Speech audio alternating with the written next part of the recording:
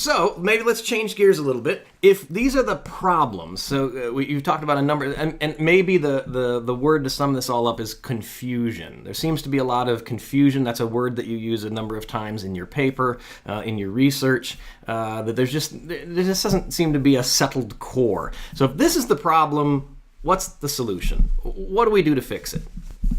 So, solutions may be that practitioners should be more open about practices, knowledge, their views of future development, be maybe more active within literature, and current practices should be considered and maybe picked apart a little bit to see, which are working, what's not. I'm not saying develop whole new ones, but, there should be a critique of current practices.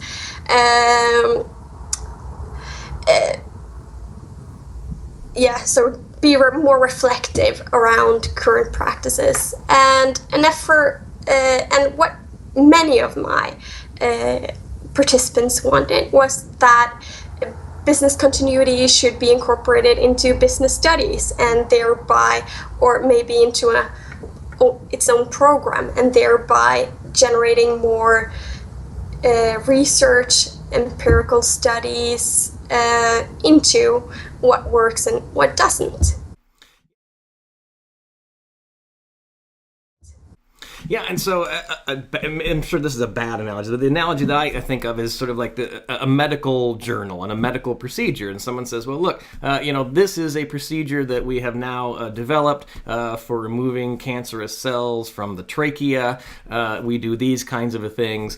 We would expect then in the months and years that follow in the journal that we would see not huge pieces, but small pieces of it. Yes, we did this, we tried that, but this didn't work, this did work, we suggest you do it this way. But just that sort of that empirical, rational critique and evaluation of the information and the case studies that are out there.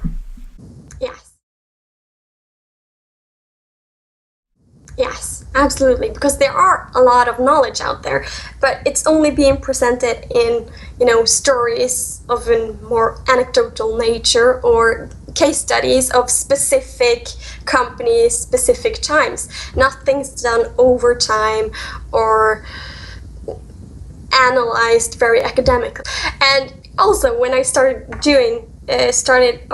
chose my topic, I would read articles, okay, this is interesting, go to the references. No references. And so it's really hard. Yes, this is knowledge based on experience, but referencing and seeing if other people agree with you when you're writing a paper, this is important things to do. Well, and that's really interesting because that brings us to another thing that you were talking about in the paper just a little bit. But if we think about sort of those core pieces of research, we don't have very many. We have a Knight and Petty study about shareholder return. Andrew Hiles has pretty much blown away the 80% myth. When we're looking to answer some of the fundamental questions and with real research, real empirical evidence, we don't have that bedrock. Yes, and therefore I think that academic study into the discipline would be very important for it, because that would develop these statistics that are not just myths or that you can find the origin of. It would create concrete statistics and data that could be used not only one study but in multiple studies to see if you get the same result.